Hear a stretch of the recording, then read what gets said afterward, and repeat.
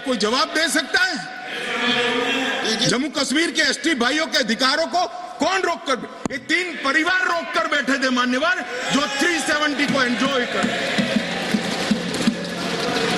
मान्यवर। और इसके अलावे भी ओपन सीट में भी वो लड़ सकते हैं। माननीय दिग्विजय सिंह ने कहा, माननीय सदस्य ने कहा कि भाई इसमें स्पष्टता नहीं है, इनको कितनी मिलेगी, इनको कितनी मिलेगी। मैं फॉर इंफॉर्मेशन दिग्विजय सिंह को कहना चाहता हूं, ये इन प्रिंसिपल बिल है। ट्राइबल डिपार्टमेंट और ओबीसी डिपार्टमेंट से अलग से इसके बिल आएंगे, जिसमें इसके रिजर्वेशन की सीटों की और चिन्हित करने की व्यवस्था होगी। वो एक अलग प्रक्रिया है, मगर ये स्पष्टता से कर देते। मैं दिग्विजय सिंह को बहुत अच्छे तरीके से जानता हूँ सर। जब भी वो हंसकर बोलते हैं तब बहुत समाज के अंदर डिस्टर्बेंस होता है।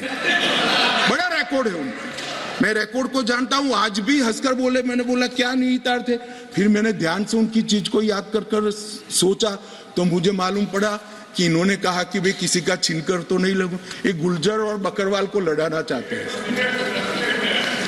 गुर्जर और बकरवाल को लड़ाना चाहते हैं। मैं आज फिर से कह देता हूं मान्यवर, बैठ जाइए दिग्विजय जी, अब हो गया, लोग समझ चुके हैं आपको, बैठ जाइए मान्यवर। मान्यवर He is not yielding. He is not yielding. He is not yielding. Go ahead. Honorable Home Minister. He is not yielding. He is not yielding. मान्यवर, मैं स्पष्टता करना चाहता हूं, गुर्जर भाइयों की एक भी सीट लिए बगैर बड़े संवेदनशीलता से बकरवाल भाइयों को दिया जाए, हमें कोई आपत्ति। गुर्जरों को जो फायदा मिला है उसमें कोई बदलाव नहीं होगा। ट्राइबल के सारे फायदे एजुकेशन में और बाकी सारे नौकरियों के रिजर्वेशन में जितने भी फायदे गुर्जर भाइयों को मिल रहे हैं, पहाड़ियों को मिल रहे हैं, वो पहाड़ियों को जो भी मिलेगा वो उसके अलावे मिलेगा। एक भी नौकरी ना खत्म होगी, ना एक भी शिक्षा की सीट खत्म होगी।